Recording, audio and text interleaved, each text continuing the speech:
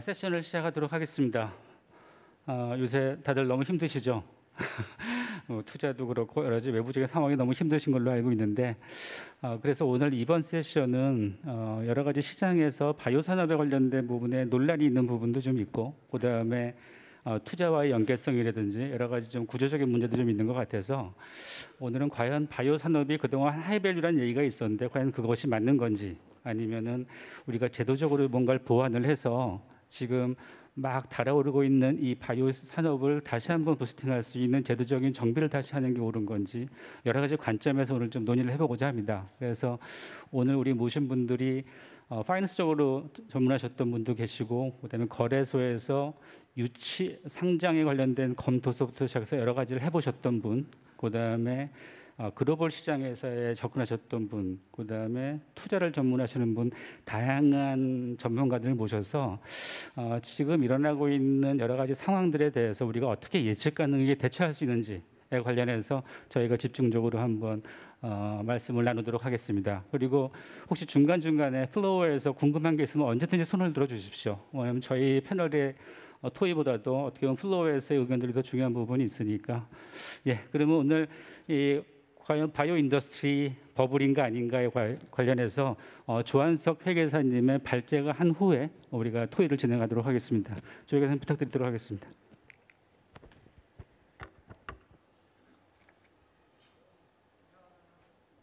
안녕하세요. 회계법인 더울의 조한석 회계사입니다. 바쁘신데 와주셔서 감사합니다. 오늘 간략하게 어쨌든 오늘 토론을 하려고 하다 보니 뭔가 얘기를 해야 돼서 제가 모두의 말씀을 좀 드릴 건데요. 주제는 굉장히 무거워서 가슴이 답답하긴 합니다. 최근에 제가 바이오 업계에 거의 한 20몇 년째 지금 회계사로서 일을 하고 있는데, 제가 느끼기에는 바이오 업계가 변한 게 아무것도 없거든요. 근데 왜 다들 힘들다고 하는지에 대해서 저 나름으로 좀 고민을 해봤고요. 그래서 그거에 대한 얘기를 좀 잠깐 해보도록 하겠습니다. 오늘 개략적으로 말씀드릴 거는, 그러면 전체적으로 바이오 시장에 뭔가 변화가 있냐, 쇼크가 있냐 한번 보고요.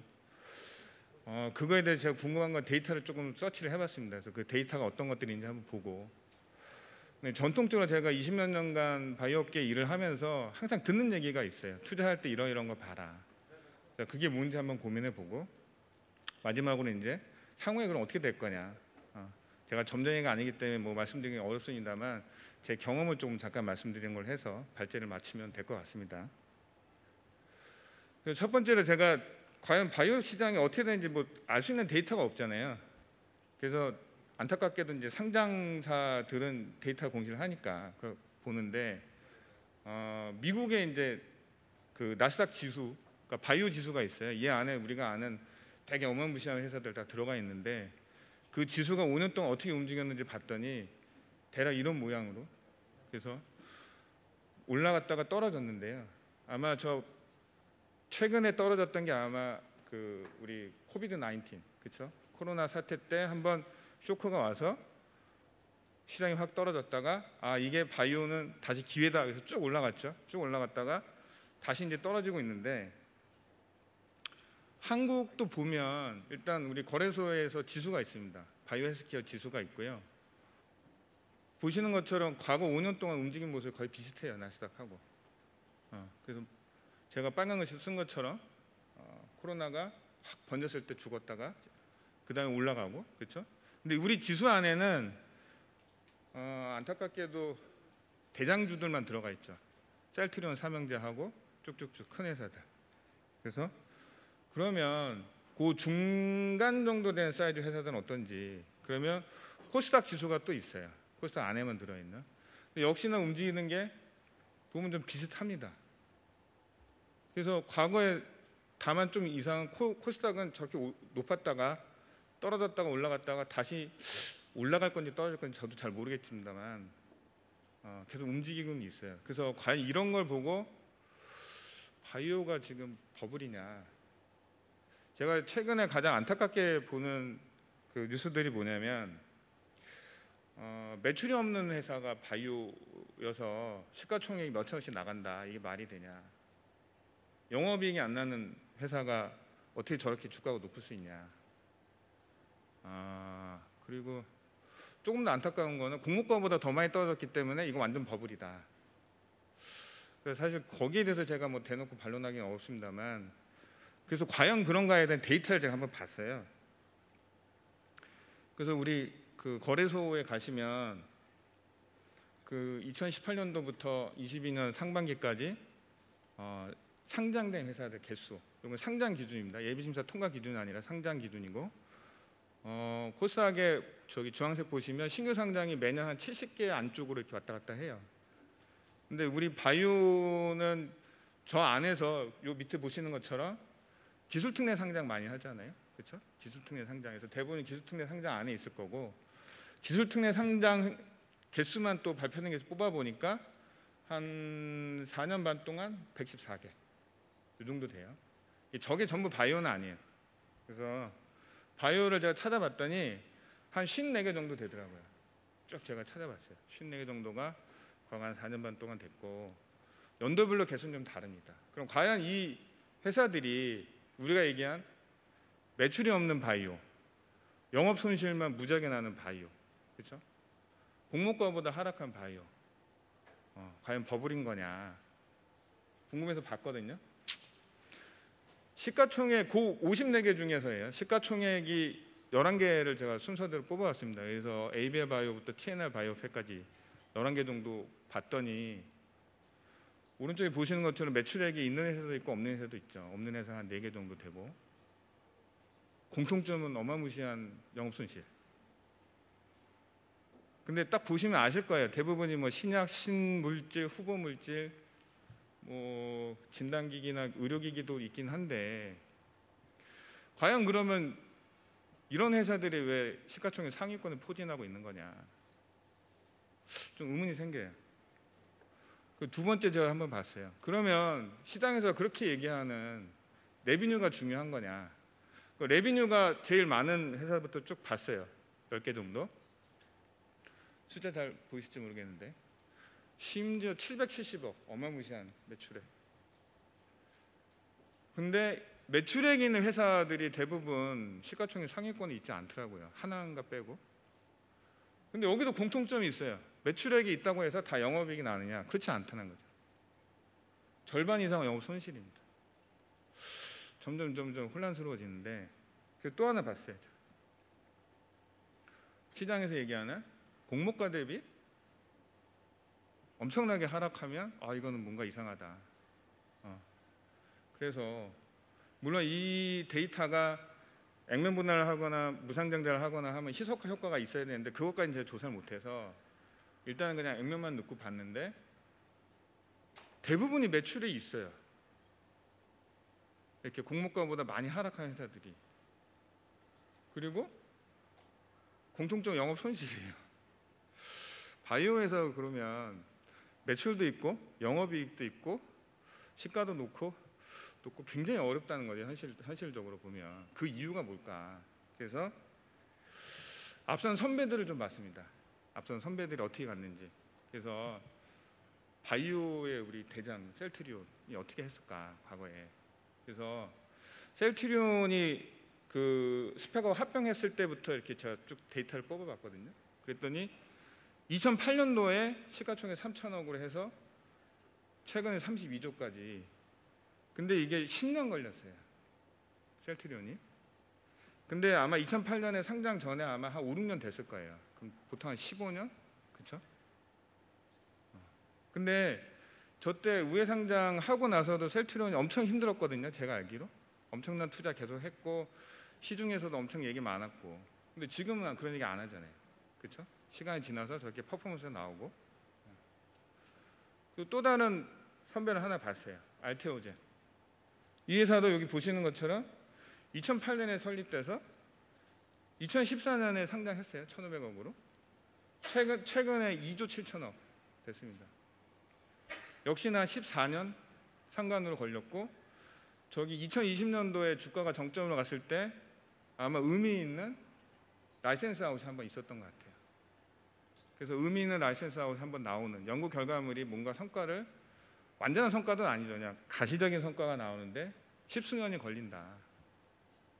그래서 저는 이게 바이오의 특징이고 바이오의 본질이라기보다는 바이오의 뭔가 프랙티스 이렇게 이해하고 있는데 시장에서 5년 뭐 4년을 보고 버블이다라고 얘기하는 거는 조금 의문을 가질 수밖에 없다. 저는. 근데 안타까운 건 있어요. 지금 보여드리는 거는 상장사잖아요. 그 바이오 상장사 제가 다 안 세봤는데 아마 200~300개 될까요? 근데 비상장 훨씬 많잖아요. 지금 시장에서 바이오 버블이라고 얘기하는 건 상장사 위주로 얘기하는 것 같은데 더 많은 비상장사들 어떻게 할 거냐. 제가 시간이 많은 비상장사 데이터 다 좀 모아가지고 좀 보고 싶은데 너무너무 시간이 많이 걸려요. 그래서 20몇 년 동안 제가 외부 투자자들하고 같이 일하면서 항상 듣는 얘기가 바이오 투자를 할 때 고려해야 될 항목들이 4가지 정도 있다. 우선순위는 모르겠어요. 제가 번호는 그냥 제가 4가지라고 해서 붙여놓은 거고 비즈니스 아이템이 뭔지, 그 다음에 현재 프로그레스가 어떤지, 그 다음에 얼마만큼 돈이 더 들어갈 건지, 그 다음에 IP적으로 이게 잘 보호받고 있는지 이런 것들 보고 투자를 해야 된다. 근데 한번 보실게요. 상장사는 이렇게 이게 알테오젠 사업보고서인데요. 지금의 스테이터스 어떻게 흘러갔고 어떻게 갈 겁니다를 저 보시면 기타 참고 사항에까지 그렇죠? 그 위에 연구개발업도 있는데 거기도 넣고 기타 참고 사항에도 넣고 공시를 이렇게 막 해요. 그래서 이걸 보면 판단할 수 있는데 비상장사는 지금 그거를 어떻게 그럼 과연 판단할 거냐? 그거를 투자자나 거래소나 기타 기관들이 어떻게 판단해 줄 거냐? 그럼 어떻게 얘기할 거냐? 사실 저는 이 이슈를 끊임없이 고민하고 있는데 바이오의 버블과 상관없이 그렇죠? 그 부분에 대해서가 저는 사실은 더 큰 고민이라고 생각을 하고요. 그래서 그러면 어떻게 될 거냐? 사실 이건 답하기 어렵습니다만 헬스케어 인덱스 그래서 제가 10몇 년을 뽑아봤더니 주가가 어쨌든 큰 그림은 우측으로 가는 것 같아요. 그래서 바이오 시장이 성장하고 있거나 대충 이렇게 이해하면 되는데 제가 왼쪽에 2005년, 2008년, 2022년 이렇게 써놓은 이유는 제가 2001년쯤부터 바이오 업계에 들어와서 일을 하다가 2005년도에 엄청난 쇼크가 한 번 있었어요. 바이오 시장 고유의 쇼크가. 아시는 분 있으실까요? 무슨 얘기? 저때 황우석 박사 사태 터졌어요. 그때 그래서 전부 다 야, 이거 바이오 사기꾼 아니야? 막 이랬어요. 근데 그때도 꿋꿋하게 잘 이겨냈거든요.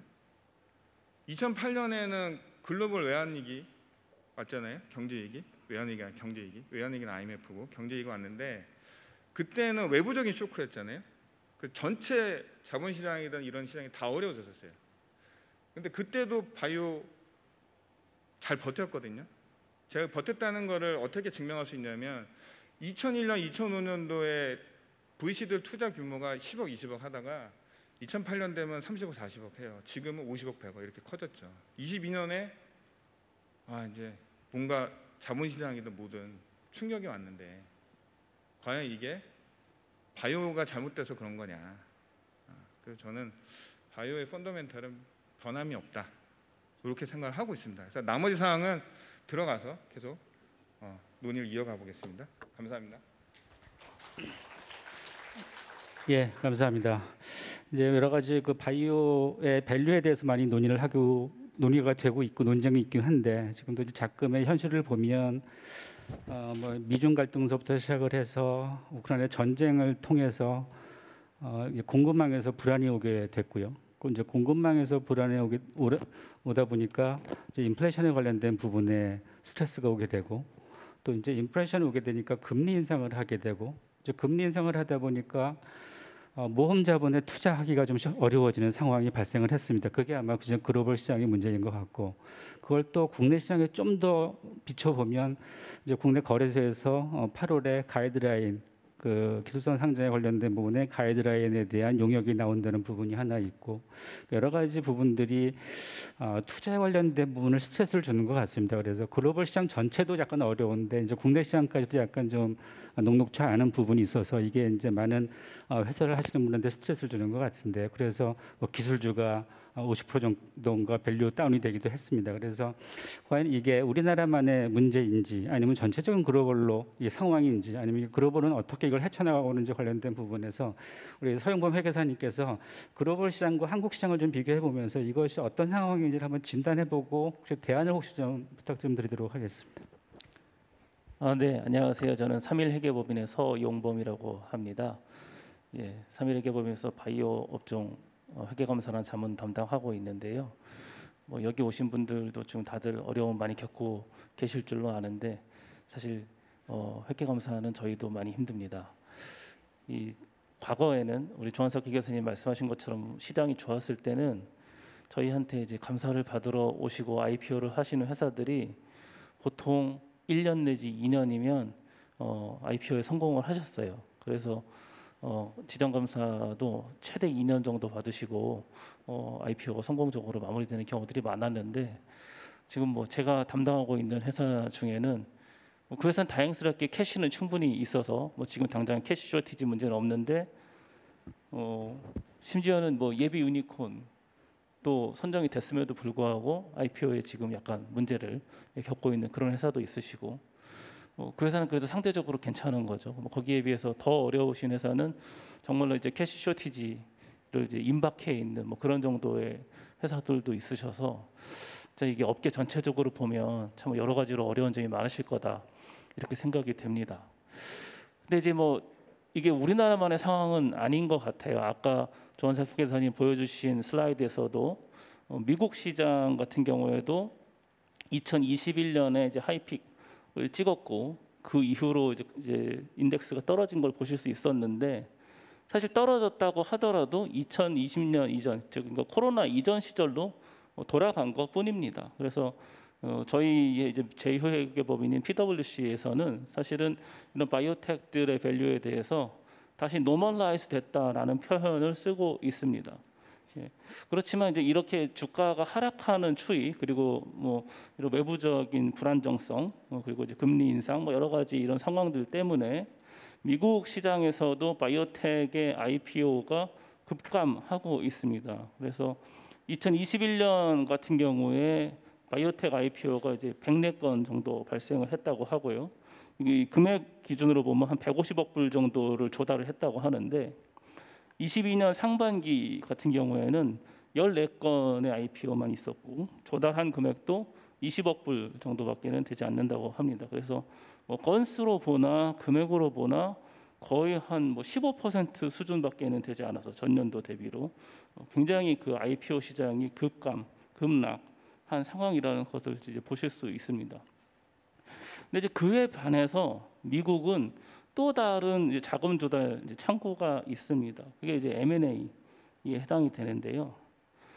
미국 시장에 대해서 저희 PwC에서 2021년과 2022년에 이제 M&A 건수를 이제 조사를 했는데 물론 M&A도 21년 대비로 22년에 또 줄었습니다. 예, 줄어서 딜 건수 기준으로 보면 2021년 상반기에는 204건, 2022년 상반기에는 137건 정도가 돼서 약 한 33% 정도 감소한 걸로 나타났고요. 딜 금액 기준으로 보더라도 올해 상반기 같은 경우에 617억 달러 정도의 딜이 발생을 해서 58% 정도 이제 금액적으로도 감소한 거를 볼 수 있습니다. 그렇지만 아까 말씀드렸던 IPO 건수나 금액의 급감과 비교해 보면 상대적으로 미국 시장에서는 M&A는 여전히 계속 진행되고 있다라고 이렇게 좀 보실 수가 있을 것 같아요. 그래서 우리나라는 지금 이제 너무 많은 우리 바이오텍 스타트업들이 사실은 코스닥 IPO만을 목표로 이렇게 좀 뛰고 있는 경향이 있는데 미국은 아무래도 우리나라보다 이런 자본 시장이 더 발달해 있다 보니까 그리고 또 뭐 코로나 상황 등으로 인해서 엄청나게 이제 캐시를 쌓아놓고 있는 또 그런 이제 빅파마들이 있다 보니까 이제 그런 기업들을 통해서 원활하게 이제 생태계가 아직까지 유지되고 있는 것을 이제 보실 수가 있는 것 같고요. 뭐 예를 들면 이렇습니다. 뭐 제가 속해 있는 PwC에서도 US PwC의 라이프 사이언스 리더는 M&A 담당이 입니다. 그래서 이제 그 M&A 담당이 뭐 이름만 들으면 이제 금방 아실 수 있는 미국의 빅파마의 M&A를 자문을 하고 있고, 뭐 이제 그런 쪽에 워낙 이제 비즈니스도 활발하고 거래 건수도 많다, 이렇게 좀 보시면 될 것 같습니다. 그래서 궁극적으로 우리나라 기업들도 뭐 라이센싱 아웃이라는 것도 기존에 이미 다 이 글로벌 빅파마들을 타겟으로 하고 계신 것처럼 이 자금 조달이라는 창구 면에서도 국내 시장 외에 이 글로벌 시장을 태핑을 계속 하시려는 그런 노력이 좀 필요하시지 않을까, 이렇게 생각이 되고요. 뭐 물론 단기적으로는 아마 뭐 나스닥 상장 같은 이런 IPO를 또 고려하시는 회사들도 있으실 텐데, 아까 말씀드렸던 것처럼 뭐 그렇게 쉽지만은 않은 게 또 사실입니다. 예, 뭐 비용도 많이 들고, 예, 그래서 뭐 그런 트랙도 고려를 하시되, 이 글로벌 빅파마들하고 뭐 기왕에 여러 가지 이제 이 라이센싱 딜이나 이런 이제 네트워크가 생기시다 보면 M&A 딜도 한번 고려해 보시는 것이 현재 시장 상황에서는 대안이 될 수 있지 않을까, 예, 이런 생각이 듭니다. 예, 감사합니다. 일단 뭐 미국 시장 같이 어떻게 보면 완벽한 에코시스템을 가진 이제 구조라면은 이제 충분히 가능할 것 같은데, 아직까지 우리나라 같은 경우는 완벽한 에코시스템을 가졌다기보다는 이제 막 발전해가고 자리 잡아야 하는 과정이기 때문에 어찌 보면 이제 지금 M&A 시장을 좀 더 우리가 좀 더 고민을 하고 좀 활성화시켜야 되는 게 아니냐라는 이제 그런 의견들도 물론 있습니다. 그래서 어찌 보면 M&A 시장을 확산할 때 제일 중요한 부분이 이제 투자가들이 과연 그걸 어떻게 인지하고 어떻게 부스팅하는 가장 큰 관건일 텐데, 우리 그 강지수 전무님께서 지금 이제 IPO에 그 많이 매몰돼 있죠. 그리고 이제 결국은 뭐 LP나 GP들도 IPO를 익색 구조가 오로지 그 하나밖에 없으니까 그걸 이제 좀 푸시하는 부분이 좀 있는데, 혹시나 그거 말고 새롭게 이제 M&A에 관련된 부분을 좀 활성화를 시키는 그런 뭐 방안이나 아니면 투자 쪽에서 지금의 어떤 현실적인 부분을 어떻게 타개할지, 그다음에 지금 뭐 프리-A나 A, B 시리즈를 투자받으려고 하시는 분들이 어떠한 뭔가 전략을 꾸려야 될지 관련된 부분을 좀 한 말씀 좀 부탁드리겠습니다. 네. 안녕하세요. 베이네이츠 인베스트먼트의 강지수입니다. 뭐 앞에서 이미 지금 외부 변수에 대해서는 말씀을 많이 해주신 것 같아요. 그래서 근데 일단 투자자로서 실제로 이제 제가 이제 실감하는 부분, 그리고 제가 저희 포트폴리오 회사들이나 아니면 제가 만나는 회사들께 조언을 드리는 부분을 이제 오늘 좀 한번 말씀을 드리도록 하겠습니다.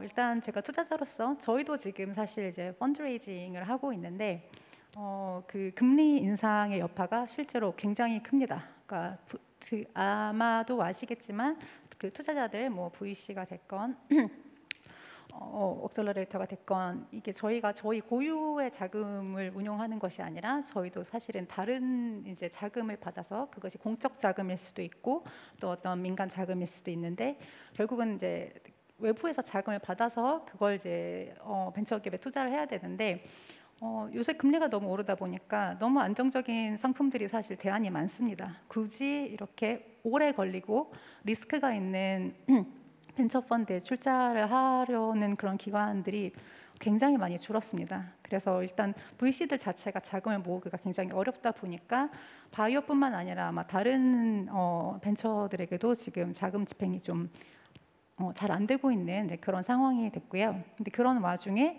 이제 바이오 섹터가 이제 그동안은 뭐 기술특례 상장 등으로 인해서 횟수가 굉장히 유리하다는 점 때문에 많은 이제 주목을 받았었는데, 최근에 이제 트렌드가 좀 바뀌고 상장도 어렵고 상장이 된다 하더라도 또 기업 가치 측면에서 좀 디스카운트가 많이 된다는 그런 점 때문에 이제 이중고를 어떻게 보면 바이오 벤처들이 지금 겪고 있는 것 같습니다. 그래서 이런 어려운 상황에서 사실 살아남기 위해서 뭐 저도 고민을 많이 하고 있고, 이제 조언을 드리기로는 일단 당분간은 최소 1년 이상은 추운 겨울이 계속될 것으로 예상이 되기 때문에 이제 현금 쇼티지가 나지 않는 것이 가장 중요합니다. 회사가 일단 서바이벌을 하실 수 있어야 되기 때문에 돈을 아껴 쓰셔야 한다고 굉장히 강조를 많이 드리고 있습니다.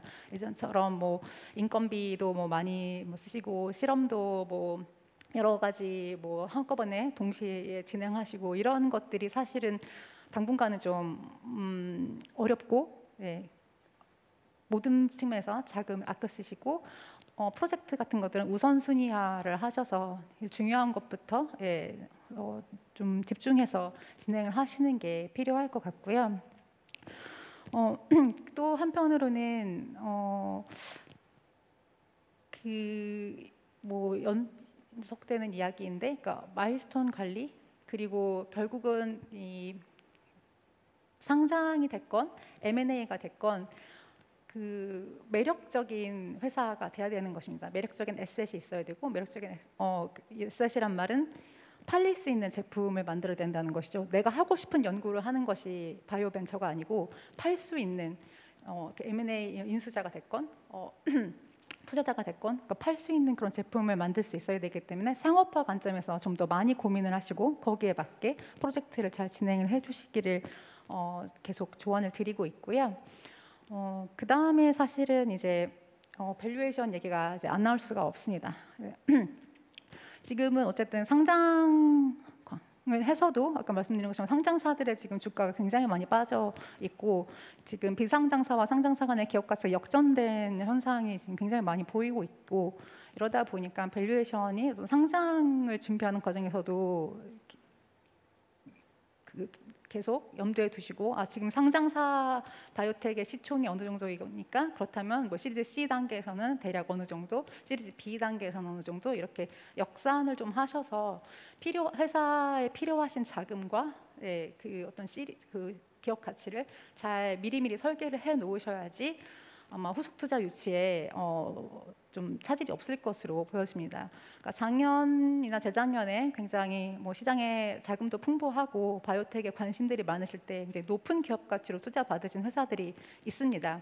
그때는 그분들이 굉장히 위너처럼 보였고 다들 그 회사들을 부러워했고, 왜 저 회사랑 우리 회사랑 비슷한데 왜 우리 회사는 기업 가치가 이거밖에 안 되나요? 뭐 등등 여러 가지 아쉬움을 느끼셨던 분들 많으시겠지만, 지금 그렇게 높은 기업 가치로 투자받았던 회사들은 지금 훨씬 더 큰 어려움에 직면해 있습니다. 지금은 그 기업 가치를 인정받을 수가 없기 때문에 그때보다 오히려 사업적으로 더 진도가 나갔음에도 불구하고 밸류에이션을 더 낮춰야 하고, 그러면 그 당시에 투자했던 투자자들은 거기에 또 동의를 하지 못하고, 뭐 이렇기 때문에 회사가 어떻게 보면 겪지 않아도 되는 그런 여러 가지 그런 갈등을 겪게 되고, 그러면서 또 사업적으로도 차질이 발생할 수밖에 없는 그런 상황이 처해 있습니다. 그래서 밸류에이션이라는 것이 사실은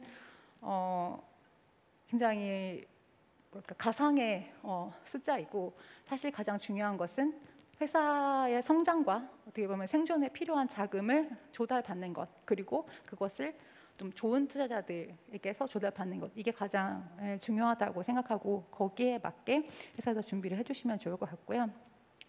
M&A가 사실 한국에서 잘 이루어지지 않는 것은 뭐 여러 가지, 뭐 저희 한국은 아직 글로벌 빅파마도 없고 뭐 여러 가지 뭐 법적인 이슈나 뭐 이런 것 때문에 M&A가 사실 활성화되기 굉장히 어려운 뭐 그런 측면도 있지만, 사실 밸류에이션의 이슈도 굉장히 크다고 생각합니다. 여태까지 그 비상장사들이나 바이오 벤처들의 밸류에이션이 너무 높았기 때문에 M&A 타겟으로 매력적이지 않았던 그런 면이 분명히 존재한다고 생각하고, 하지만 투자자로서 지금 지난 한 몇 년간이 이제 IPO의 시대였다면 앞으로 한 1, 2년은 M&A의 시대가 될 거라고 생각을 하고, 이 시대에 실제로 M&A의 대상이 될 수 있을 만큼 매력적인 에셋과 구조를 가진 회사, 그리고 그런 M&A를 실행할 수 있을 그런 네트워크와 그런 듀 딜리전스를 할 수 있는 그런 투자사들이 이 시기를 살아남고 버텨서 아마 더 크게 성장할 수 있는 그런 시기가 될 것이라고 생각을 하고요. 그래서 회사도 투자사들도 거기에 대해서 준비를 하고 있어야 된다고 생각을 합니다.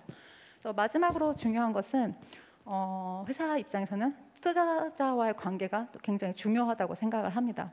회사 혼자서 모든 것을 헤쳐나가고 모든 문제를 해결해 나갈 수는 없습니다. 상장이 됐건 M&A가 됐건 후속 투자가 됐건 투자자로부터 계속 자금과 여러 가지 네트워크 지원을 받으셔야 하는데, 투자자도 사람이고 저만 해도 관리하는 포트폴리오가 이미 10개가 넘고 아마 더 많이 관리하는 경우도 많습니다. 그러면 이 많은 회사들 중에서 모두에게 똑같은 관심과 지원을 할 수는 없습니다. 그러면 결국은 더 매력적인 회사, 또 더 소통이 잘 되는 회사, 이런 회사들과 좀 더 적극적으로 위기를 헤쳐나갈 수밖에 없기 때문에 네, 여러 가지 사업적인 진도나 뭐 그런 것들도 중요하지만 투자자와의 관계도 또 잘 신경 쓰셔서 유지를 하시기를 부탁드리고 있습니다. 이제 점점 더 그 CEO들의 능력의 한계를 넘어가는 그런 그 활동들이 좀 필요한 시기 같습니다. 너무 어려워지다 보니까. 근데 물론 밸류가 높아지는 것도 있지만 한편으로는 저는 약간 좀 우려되는 부분이 뭐 임상을 들어가셨던 회사나 뭐 2상을 들어갔거나 3상을 들어갔을 때 어차피 써야 될 규모의 펀드는 필요하고 결국 펀드레이징이 잘 안 되면 결국 또 임상이 늦어지게 되고 임상이 늦어지게 되면 또다시 누적된 여러 가지 밸류 다운에 관련된 부분이 연속적으로 일어나는 것이 혹시 나중에 바이오 산업에 혹시 발전 속도에 저해가 되지 않을까 그게 가장 솔직히 궁금합니다. 그래서 어찌 보면 지금 현재의 그 거래소의 어떤 정책들이 그 투자에 관련된 방향성의 속도라든지 여러 가지 방향성에 관련된 부분을 가늠할 수밖에 없습니다. 그래서 오늘 뭐 지금 시장에는 여러 가지 뭐 8월에 그 가이드라인이 나와서 가을서부터는 괜찮아진다, 아니다, 뭐 겨울까지 가야 된다, 아니다, 내년까지 가야 된다 하는 여러 가지 예측들이 좀 많거든요. 근데 결국 사업하시는 분들한테는 예측 가능한 타임 스케줄이 제일 중요합니다. 그래서 뭐 이원국 부장님한테 좀 저희가 산업계를 대표해서 지금 거래소에서 진행하고 있는 여러 가지 용역 사업에 관련된 부분의 타임라인이라든지 그런 부분과 그다음에 원래 지금 올해 따지고 보면 거래소의 기술손 상장에 관련된 개수가 바이오가 여러 가지 외부 여건이 있긴 하지만 현저하게 줄은 건 사실이거든요. 그래서 이제 그 부분에 대해서 과연 바이오 산업 거래소에서 바이오 산업에 관련된 평가와 상장에 관련된 부분을 어떻게 바라보고 계신지에 관련된 부분을 좀 말씀 부탁드리도록 하겠습니다. 네, 그 앞에서 좋은 말씀을 많이 해주셨는데요. 저는 한국거래소 코스닥 혁신성장지원실의 이원국 부장입니다. 그 오늘 주제가 바이오 기업의 가치 평가에 관한 부분이어서 일단 그 부분을 먼저 말씀드리고 최근 그 코스닥의 상장 정책 방향 등에 대해서 간단히 언급해드리겠습니다. 그 최근에 부동산 시장의 주택 가격이 거품이냐 아니냐만큼 바이오 기업의 가치가 고평가되어 있냐 저평가되어 있냐를 한마디로 단정하기는 너무 어려운 주제인 것 같습니다. 다만 그 생활 그 필수재인 주택의 경우에는 특히 아파트는 그 상품이 표준화되어 있고 그 입지 등이 이제 중요한 로케이션이 중요한 요소이기 때문에 사실은 그런 부분을 감안하면 주택 가격이 뭐 수급에 결정되긴 하지만 그런 부분을 통해서 누구든 쉽게 예측이 가능한데 바이오 기업은 특히 일반인들이 이해하기에는 너무 그 시장 상황이나 기술력에 대해서 알기 위해서는 고도의 전문적인 지식이 필요하기 때문에 사실은 예측이 너무 어렵습니다. 저도 그 5년 정도 심사를 했고요. 코스피랑 직전까지는 기술상장 심사팀장 업무를 했는데 그 제일 심사하기 어려운 업종이 바이오인 것 같습니다. 하면서도 도대체 내용을 너무 어렵고요. 그래서 그런 상황에서 기업가치 평가까지 하는 부분은 좀 어찌 보면 저희 역량을 넘어서는 부분인 것 같습니다. 다만 좀 말씀을 드리고 싶은 거는 아시다시피 그 모든 기업이 마찬가지지만 기업 가치, 특히 공모가가 되겠죠. 공모가의 경우에는 수요 예측 결과를 바탕으로 발행사와 주관사가 협의해서 정하는 것이 원칙입니다. 너무 잘 알고 계시겠죠. 그리고 거래소는 원칙적으로 그 공모가에 관여하지 않습니다. 다만 굳이 따지고 들자면 코스피 시장의 경우에는 유가증권 시장 상장 규정 시행세칙 질적 심사 기준에 예상 시가총액의 합리적인 산정에 대해서 들여다볼 수 있는 근거는 있습니다. 그래서 유가든 코스피든 코스닥 시장이든 예비 심사 상장 심사 예비 심사 과정에서 말도 안 되는 그 밸류에이션을 해오는 경우에는 저희들이 질문도 드리고 상장위원회에서 그런 어떤 질문을 하는 경우도 가끔 있습니다. 하지만 원칙적으로 밸류에이션에 대해서는 시장의 평가를 원칙으로 하기 때문에 관여하고 있지는 않다는 말씀을 먼저 드리고요. 그 기술 특례 상장 대부분의 바이오 기업들은 그 여러 가지 루트 중에서 실제적으로 매출 등이 재무적인 어떤 매출이 가시화되지 않기 때문에 그 미래의 어떤 성장 가능성, 특히 기술성, 사업성, 시장성 등을 가지고 기술평가 트랙을 통해서 대부분 상장 신청을 하십니다. 근데 아시겠지만 코스닥 시장은 그 육성과 규제라는 양면성을 갖고 있습니다. 육성은 이 바이오 기업 같은 K바이오를 육성하기 위해서 모험 자본 마중물을 제공하는 역할을 하는 반면에 그 상품의 수요자가 되겠죠. 적정 가치의 재산 증식 수단인 바이오 기업을 예를 들자면 그런 회사가 상장돼서 거래가 돼야 되기 때문에 투자자 모두 중요한 양자 간의 균형을 맞추는 게 매우 중요한 것 같습니다. 그래서 심사 과정에서도 육성과 그 규제의 양면성을 같이 종합적으로 고려하려고 매우 노력을 하고 있습니다. 근데 이제 여기서 닭이 먼저냐 달걀이 먼저냐라는 이제 논란이 있을 수 있습니다. 그 바이오 기업은 대부분의 경우에 다수가 아까 말씀드린 대로 기술 특례를 통해서 들어오기 때문에 저희들이 완성되지 않은 일반 기업에 비해서 완성되지 않은 그런 상황을 너무 잘 알고 있기 때문에 조금 부족하더라도 어떤 잠재력이 있다고 한다면 자금을 투입해서 그 회사가 원하는 방향으로 갈 수 있도록 도와드리는 역할을 하고 있습니다. 그렇지만 바이오의 경우에 말씀드린 것처럼 임상 성공 가능성, 또 미래의 불확실성 등이 있기 때문에 그 되도록이면 그 리스크를 좀 반영해서 그런 부분에 있어서 좀 가치 평가를 좀 보수적으로 해주는 것이 또 기업 입장에서는 멀리 장기적인 관점에서 봤을 때 또 심사하는 입장에서도 오히려 좋은 어필을 할 수 있는 점은 분명히 있다라고 말씀을 드리고 싶습니다. 그리고 이제 경우에 따라서는 이제 저희들이 이제 고평가 관련된 부분을 이건 약간 좀 다른 얘기가 될 수 있는데 제가 바라보는 고평가의 관점은 하나입니다.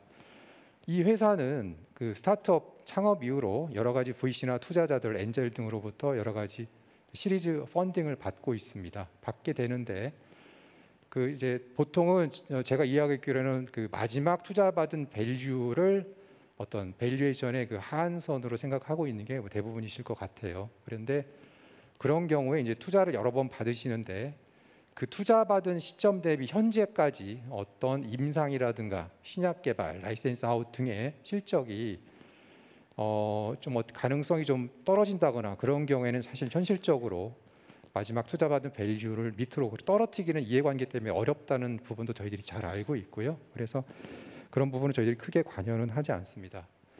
또 하나의 경우에는 많은 경우는 아니지만 회사는 우리는 신약 개발을 한다는 포지셔닝을 갖고 있습니다. 최종적인 우리의 사업 목표는 신약 개발이고 그런 어떤 비전과 사업 계획, 기술 평가를 받고 왔는데 실제적으로 지금 봤을 때는 그 부분에 대한 어떤 객관적으로 입증할 만한 임상이라든가 어떤 뒷받침할 만한 그런 근거가 부족한 경우 그렇지만 아까 말씀드린 여러 가지 현실적인 요인들로 인해서 밸류에이션을 해왔을 때는 조금 내부적으로 좀 어떤 기업 가치에 괴리가 있지 않나라는 생각은 좀 하고 있습니다. 그래서 참고만 하시면 될 것 같고요.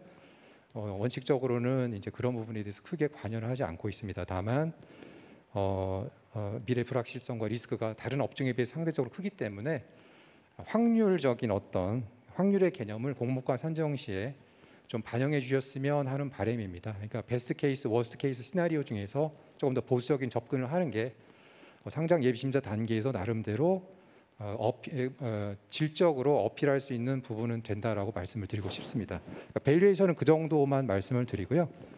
아까 말씀해주신 대로 현재 그 코스닥에서 그 기술 평가 체계 표준화 용역을 현재 이제 거의 마무리 단계에 있는 것으로 마무리 단계에 있고요. 이 내용은 이제 저희들이 뭐 여러 번 그동안 IB라든가 VC 간 다음에 그 다른 어떤 그 상장 설명을 등을 통해서 이제 말씀드릴 기회가 있었는데요. 좀 다시 한번 말씀을 드리면 현재 그 기술 평가 기관이 24개가 있습니다. TCB도 있고 국책 연구 기관 등도 있는데요.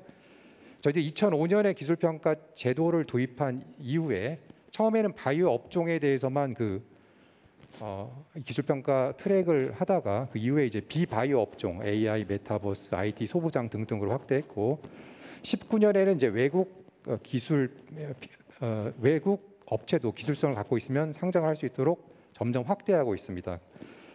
그런데 이제 문제점을 살펴보다 보니까 그 24개 평가 기관별로 평가 모델이 그 약간 다양화되어 있다 보니까 좀 표준화할 필요성을 좀 많이 느끼게 되었습니다. 예를 들면 그 복수의 평가 기관으로부터 잘 아시겠지만 싱글 A, 트리플 B 이상의 등급을 받아야 기술 평가 통과하시고 이제 거래소의 기술 트랙으로 상장할 수 있는 자격이 부여되는데 그 기평 기관 간 조금 그런 편차가 좀 심하다라는 거를 저희들이 조금 알게 되었고요. 한 2005년부터 운영을 해왔으니까요. 그 다음에 작년 같은 경우에 31개 기업이 아까 말씀해 주셨지만 그 기술 특례로 이제 상장을 했는데 그 중에 9개가 바이오고 22개가 비바이오 업종입니다. 최근에 이제 트렌드가 메타버스나 AI 등등 그런 쪽으로 많이 이제 업체들이 기술 특례로 들어오다 보니 그러한 어떤 다양한 업종 특성을 반영한 평가 체계가 좀 필요하겠다라는 생각이 들어서 이제 그걸 하고 있고요. 2020년에 기술 평가 기관 신청 건수가 52건이었는데요. 작년에 79개로 거의 2배 가까이 증가했고요. 올해는 더욱 증가하는 추세에 있습니다. 그래서 평가 기관도 좀 확충을 해야 될 필요가 있고 참여를 유도해야 될 필요가 있다라는 그런 판단 하에 갑자기 이걸 추진하는 건 아니고요. 예전부터 생각해 왔던 사업으로 좀 이해해 주시면 좋을 것 같습니다. 그래서 잠깐 살펴보면 기존의 그 개념 위주의 평가 항목으로 구성되어 있던 부분을 그 좀 중복 항목을 제거하고 개념을 명확하게 하고요. 그다음에 구체적인 평가 지표를 개발하는 작업을 했고요. 그다음에 말씀드린 대로 그 바이오, IT, AI, 메타버스 등 그 업종별 평가 지표를 개발하는 그런 거를 내용을 담고 있습니다. 그래서 현재 그 8월 말 정도에 이제 거의 마무리 국면에 있고요. 이거를 바로 저희들이 시행하는 건 아니고 그 파일럿 테스트를 한 10개사를 대상으로 먼저 해볼 겁니다. 그래서 어떤 편차나 그 결과를 시뮬레이션 해보고 그 업계에 계신 뭐 IB나 등등 관련되신 분들의 의견을 종합적으로 실험해서 빠르면 금년 말, 늦으면 내년 초 정도에는 적용할 수 있을 것 같고요. 이제 중요한 부분이 이 부분에 약간 오해가 있으신데 저희들이 이렇게 하는 이유는 기술 심사의 문턱을 올리거나 깐깐하게 하기 위해서는 절대 아니라는 것을 말씀드리고 싶습니다. 오히려 이렇게 함으로 인해서 그 동안에 보면 기평기관 그 상장을 신청했던 그 기술 기업 대표님들이 제일 불만이 이게 평가 기관별 평가 편차가 너무 심하다는 부분에 있어서 좀 불만이 많으셨어요. 차라리 평가 등급이 두 군데에서 같이 안 좋게 나오면 그 부분은 불만이 없는데 한 군데는 통과시키고 한 군데는 아니다 보니까 이 부분에 대한 어떤 신뢰성이 좀 없었습니다. 그래서 그런 부분을 좀 보완하는 차원이고요. 다시 한번 말씀드리지만 코스닥에서는 그 기술 심사 관련된 문턱을 올릴 생각도 없고 또 그렇게 할 이유도 없습니다. 동일한 기준을 적용하고 있다라는 말씀을 드리고 싶고요. 저희들이 이제 말씀드린 대로 이제 크게 이제 그 엑시트할 수단이 바이오 기업이나 뭐 다른 기업도 마찬가지겠지만 우리나라는 M&A 시장이 활성화되어 있지 않기 때문에 현실적으로 결국은 IPO를 통해서 그 수익 환원을 하는 캐시아웃을 하고 또 점점 더 발전해 나갈 수 있는 어떤 그런 모멘텀을 삼는 사실 유일한 수단인 것도 저희들도 알고 있습니다. 그래서 그 최근에 이제 물론 이제 바이오 업체의 어떤 물론 이제 외형적으로는 이제 조금 그 상장 건수도 주는 추세는 있다라고 보여지긴 하지만 거래소에서는 여전히 그런 부분에 있어서는 전혀 좀 오히려 따뜻한 시선으로 보려고 나름대로 노력을 하고 있다라는 걸 좀 말씀드리고 싶고요. 제가 오기 전에 통계를 살펴봤더니 금년 7월까지 5개 바이오 업체가 상장했고 2개는 현재 상장을 준비 중에 있습니다. 그래서 7개가 이제 상장이 확정됐기 때문에 작년에 9개였기 때문에 뭐 작년 수준 이상으로는 올해도 충분히 그 성과 이상으로 날 것으로 판단됩니다. 뭐 시간 제약상 이 정도로 말씀드리겠습니다. 네, 감사합니다. 이제 가이드라인이 지정되실 때 물론 일반 투자자의 보호 관점도 물론 중요한 부분이기도 하고요. 그 대신 또 하나 이 사업하시는 산업의 관점에 관련된 부분의 의견도 좀 충분히 반영을 해서 그것이 반영될 수 있는 가이드라인이 나왔으면 하는 바람입니다. 예, 지금 유호상 교수님한테 이제 마지막 한번 여쭤보려고 하는데 지금 국내 시장에 관련된 관점에서의 지금의 현 상황들, 그다음에 이제 해외 시장에 관련 관점의 현 상황들, 그다음에 투자자 입장, 또 이제 거래소 입장에서 관련된 부분에 많은 생태적인 부분을 다 한번 건드려봤는데 유 교수님께서는 지금 생태적인 문제에서 과연 바이오 산업에 지금 어디에 어디점에 문제점이 있고 그다음에 이 바이오 산업을 좀 더 좀 퀀텀 점프를 하려면 이 생태계가 어떻게 개선이 되어야 되는지 관련 그 관점에서 말씀 좀 부탁드리도록 하겠습니다. 네. 맨 뒤에 하는 발표라는 사람이 가장 불리한데요. 좋은 말씀들도 많이 해주셨는데 요새 분위기도 딱딱한데 굉장히 그 엄숙하게 계시는 것 같아서 그 와인 한 병이 가장 비싸게 팔린 게 얼마였을까요? 혹시 와인 좋아하시는 분들은 와인 한 병이 가장 비싸게 팔린 게 7억 원에 팔렸어요. 7억 원에 팔렸는데 어떤 사람은 그 7억 원에 팔린 로마네 꽁띠 1945년 빈티지를 말도 안 되게 비싼 버블이다 이렇게 얘기하는 사람도 있고, 나는 돈만 있으면 저걸 살 텐데 못 샀다라고 아쉬워하는 사람도 있습니다. 실리콘밸리의 투자자들이 한국에 특히 이의 제기하는 것 중에 중요한 게 뭐가 있냐면, 한국 사람들은 왜 이렇게 버블을 비전문가들이 자꾸 얘기를 하느냐. 그러니까 지금 오늘 논란이 버블인데요. 버블이다라고 얘기를 하려면 굉장한 전문가들이 얘기를 해야 되는데, 그리고 버블이다라고 하면 버블을 만든 사람의 주체는 누굴까요? 여기 계시는 투자분들이나 전문가들이 아까 와인과 같이 와인이 7억 원 가치가 있다 없다에 대한 판단을 누가 해야 되는 거냐면 투자를 하는 사람과 투자를 받는 사람이 합의하에 이렇게 하는데, 단지 문제는 계속해서 지금 논의가 될 때 주식 시장에 대한 얘기를 굉장히 많이 하는데요. 투자자는 크게 두 개로 나눌 수 있습니다. 파이낸셜 인베스터가 있고 스트래티직 인베스터가 있는데, 파이낸셜 인베스터들은 돈 놓고 돈 먹게 하는 사람들이기 때문에 투자를 해서 상장을 시켜서 돈에 대한 회수에 굉장히 관심을 가지고 있을 수밖에는 없고, 여러분들 같이 기업을 하시는 분들 입장에서는 꼭 FI만 존재하는 거냐, 뭐 여러 가지 빅파마도 있고 그런데, 이런 투자자를 전략적 투자자를 받게 되면 전략적 투자자들은 그 IPO를 해라 이거에 대한 스트레스를 거의 주지 않습니다. 완전히 다른 게임을 하는 건데, 우리나라는 유독 이 IPO를 근간으로 한 FI의 게임에 대해서만 주로 얘기를 하다 보니까 버블 논란이 굉장히 많을 수밖에 없는데요. 미국에서 0.1%라는 수치가 있는데, 그게 뭐냐면 한 번이라도 투자를 받은 기업이 상장하는 가능성이 0.1%로 나와 있습니다. 그리고 우리나라의 작년에 창업이 된 기업이 모든 회사를 다 합쳐가지고, 물론 이제 개인 사업자까지 12만 5천 개가 만들어졌는데요.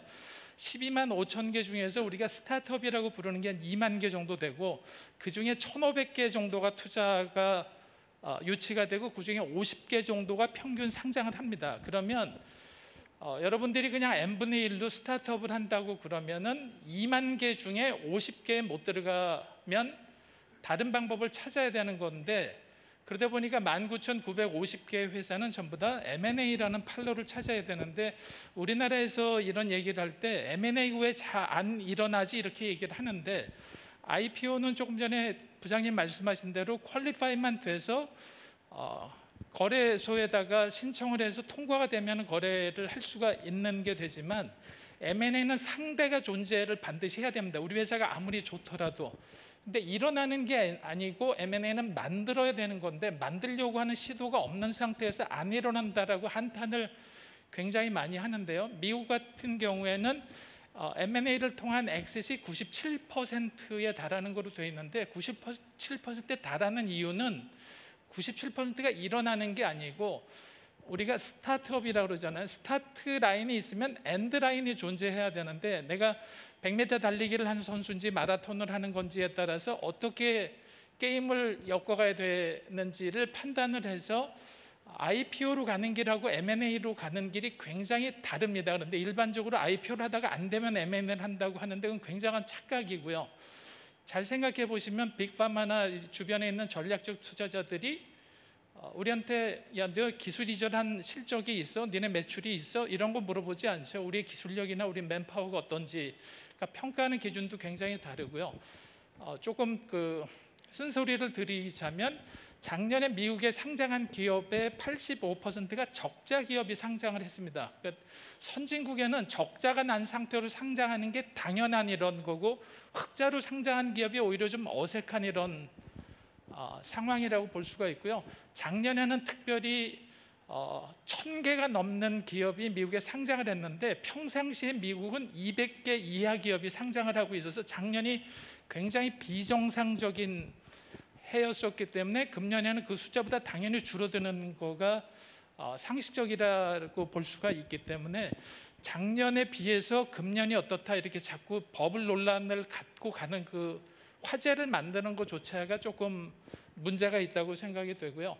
제가 20년 전에 우리나라에서 처음으로 바이오 펀드를 만들어서 2개 펀드를 만들어서 60개 회사에다가 투자를 했는데 그때는 평가도 할 수도 없고 판단이 힘들어서 어떻게 했냐면 3억 내지 5억씩 그냥 쭉 60개 회사에다가 다 나눠줬는데 그중에 반 정도는 지금 상장이 되어 있습니다. 그래서 그때 당시에는 저희가 스프레이 앤 프레이형이다 그래서 그냥 스프레이로 뿌려놓고 기도만 하고 있었는데 다행히 기도가 잘 먹혀서 30개라는 회사가 상장도 돼서 그런데 지금은 우리가 그 새로운 제2의 점프를 위해서는 IPO 일변도가 아니라 지금 굉장히 얘기가 많이 나왔는데 M&A를 어떻게 하면 활성화할 수 있을까에 대한 본질적인 고민을 많이 해야 된다고 생각이 되고요.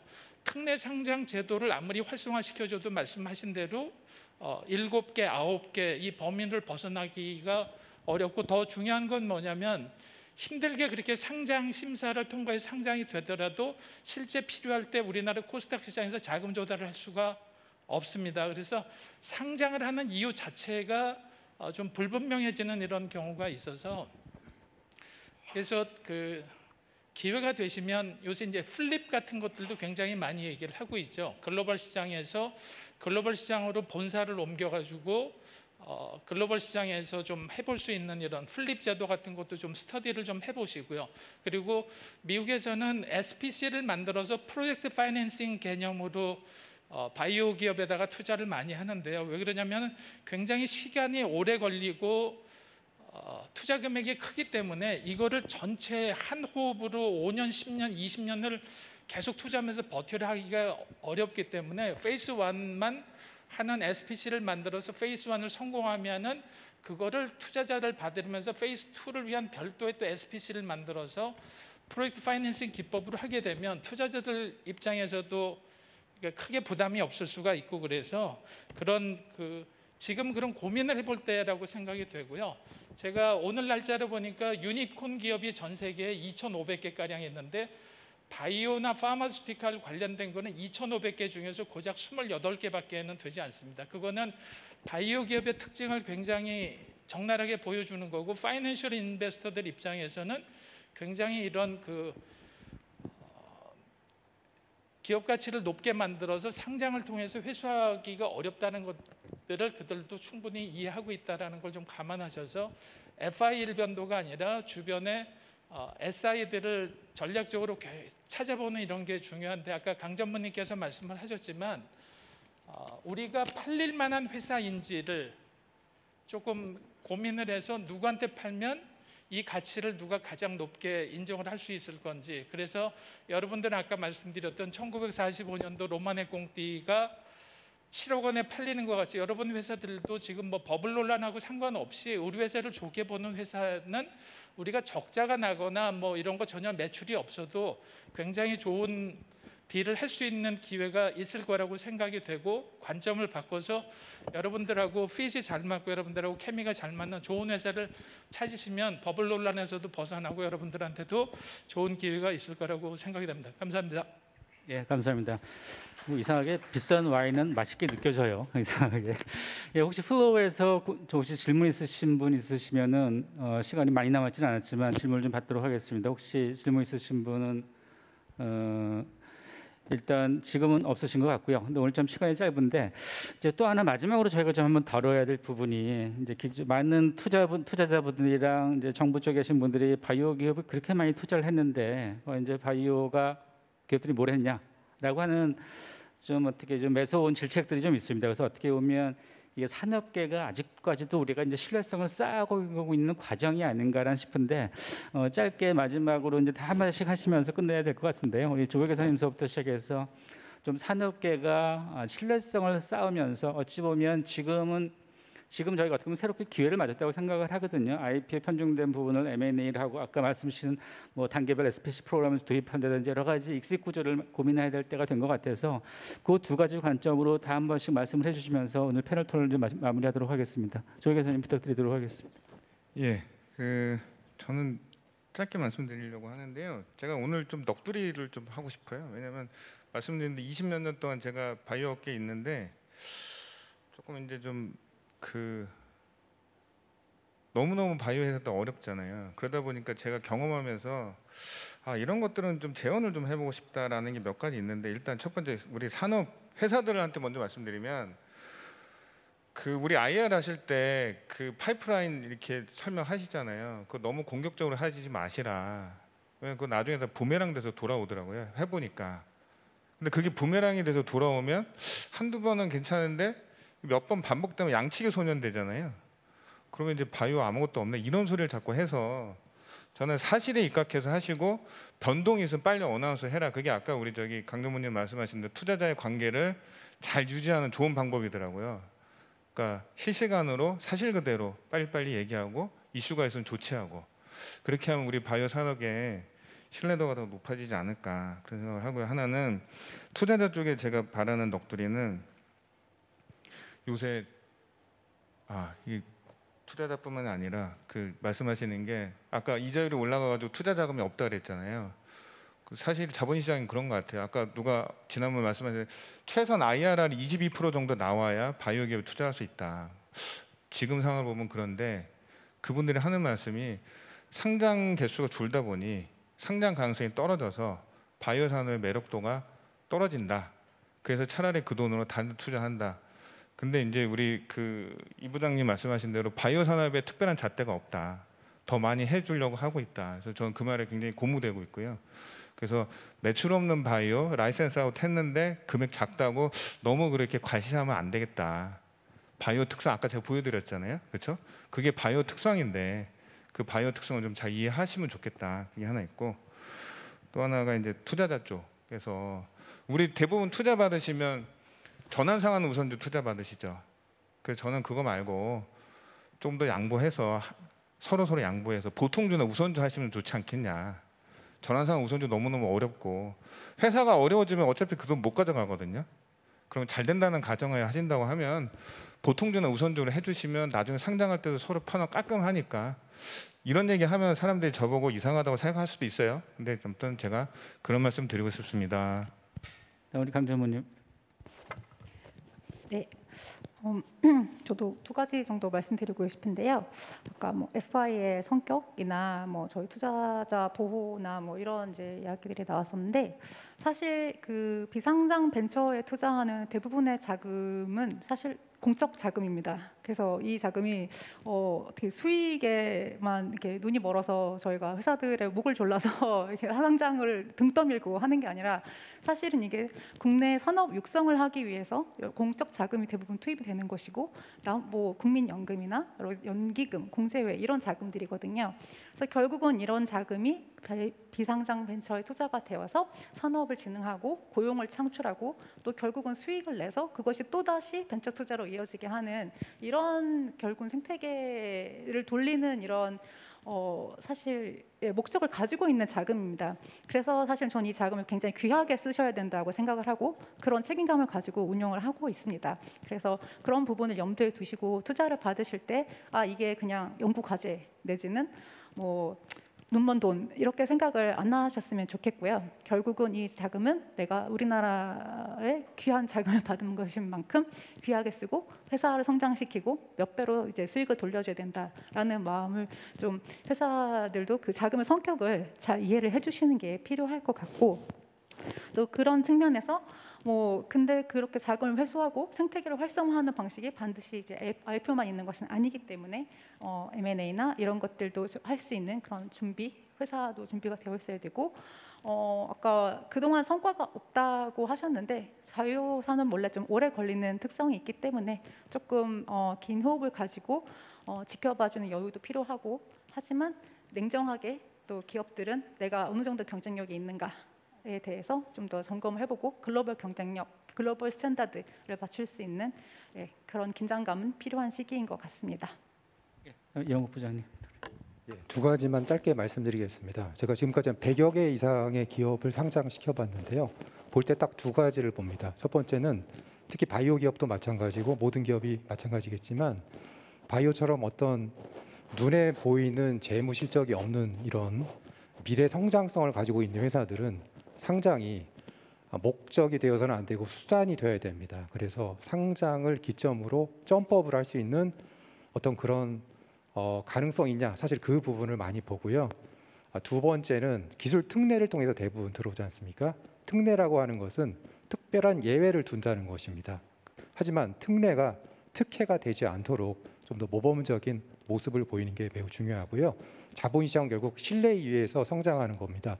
말씀드린 대로 적정 가치의 재산 증식 수단을 투자자에게 제공하는 그런 측면도 저희들이 보고 있기 때문에 그런 걸 종합적으로 감안해서 강 전무님 말씀하신 것처럼 자금도 좀 아껴 쓰고 한우물 열심히 파시고 그런 진솔된 모습을 사실은 저희들이 많이 보려고 노력을 하고 있고 좀 부족하더라도 닭이 먼저나 달걀이 먼저나 해서 이 업종을 키우기 위해서 좀 경우에는 리스크를 떠안는 경우도 되게 많거든요. 그렇기 때문에 그런 부분을 감안하고 좀 본질적으로 열심히 좀 해주시면 그게 결국은 알게 모르게 저희들이 다 심사 과정에서 파악을 한다라고 그 말씀을 꼭 드리고 싶습니다. 네, 이 교수님. 그 바이오의 특성상 해외로 좀 많이 나가시면 좋을 것 같고요. 국내 지금 현재 상장 기업 개수가 2,500개나 됩니다. 굉장히 많습니다. 여러분들이 들어가셔도 2,500분의 1에 해당이 되고 더 중요한 거는 그 2,500개를 형성하고 있는 시장 규모가 전 세계 주식시장 규모의 1.3% 정도밖에 안 될 정도로 굉장히 작은 시장입니다. 바이오는 글로벌에서 얼마든지 활동을 할 수가 있고요. 최근에 그 중국하고 미국하고 사이가 안 좋아지면서 나스닥에 40-50개 정도의 중국, 홍콩 기업들이 상장을 매년 했었는데 그게 불락이 되면서 나스닥도 굉장히 어려운 지경에 있어서 특히 한국의 바이오 기업 같은 데는 상대적으로 받아들이기가 굉장히 좋다라는 얘기들도 있고 그러기 때문에 여러분들께서 좀 시야를 해외로 좀 돌리시고 좀 적극적으로 조금 하시면 K바이오가 해외에서 우리나라 국위 선양하는 데 도움되지 않을까 하고 하여튼 자신감 가지시고 좀 크게 보시고 넓게 뛰시면 좋겠다는 생각 말씀드립니다. 감사합니다. 서영범 파트너님. 네, 바이오 기업도 마찬가지지만 경영은 종합예술입니다. 그래서 바이오 기업들의 대표 분들이 대부분 사이언티스트, 엔지니어 출신이신 건 맞지만 지금 저희가 얘기하고 있는 것은 이렇게 자본시장 그리고 M&A 이런 분야들이어서 사실은 백오피스의 역량도 상당히 많이 중요하다고 생각이 됩니다. 그래서 그렇게 종합 예술이 되실 수 있도록 내부 역량을 점검하셨으면 좋겠습니다. 예, 지난해 오늘 짧은 시간에 그 여러 가지를 좀 밟느라고 깊이 있게 못 다뤘습니다. 한국 사업을 하다 보면 리스크가 옵니다. 리스크를 과연 어떻게 관리하고 어떻게 내 것으로 만드느냐가 좀 길게 보면 좀 더 길게 본다면 그 회사에 좀 더 큰 밑거름이 될 거라는 생각도 좀 분명히 들거든요. 그래서 물론 힘드시기도 하고 그다음에 여러 가지 좀 외로우시기도 하겠지만 이 지금 작급의 상황을 리스크 관리 차원에서 좀 더 긍정적인 부분으로 좀 접근하셔서 모두가 좋은 성과 내서 한국 바이오 산업을 다시 한번 초석으로 다시 한번 반석으로 올려놓을 수 있는 그런 역할을 해주시기를 다시 한번 당부를 드리면서 오늘 패널 토의를 마치도록 하겠습니다. 네, 감사합니다.